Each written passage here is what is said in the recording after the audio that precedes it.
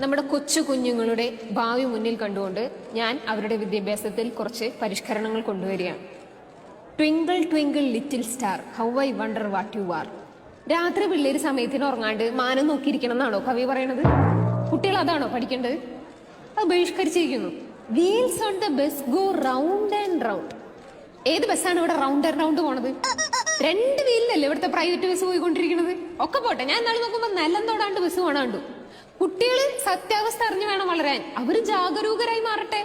പിന്നെന്താ, wipers on the bus go swish swish swish. നമ്മുടെ ഇവിടുത്തെ എത്ര KSRTC ബസ്സിന് വൈപ്പർ ഉണ്ട്? കുട്ടികൾക്ക് ഇത്തരം പ്രതീക്ഷകളൊന്നും നമ്മൾ കൊടുക്കരുത്. Mary had a little lamb. It followed her to school one day. ഇന്ന് മേരി ഷീപ്പിനെ കൊണ്ടുവന്നു. നാളെ വല്ല പാമ്പിനെയോ മൊയിലിനെയോ പിന്നെ പഴുതാരേനെയോ കൊണ്ടുവന്നാലോ? ഇനി അതൊക്കെ പോട്ടെ, മേരി സ്കൂളിൽ ഷീപ്പിനെ കൊണ്ടുവരണം കണ്ടിട്ട് ബാക്കിയുള്ള കുട്ടികൾ വേറെ എന്തിനെങ്കിലും കൊണ്ടില്ല എന്ന് ആര് കണ്ടു? വേറൊരാളുണ്ട്, ഇറ്റ്സി പിക്സി സ്പൈഡർ.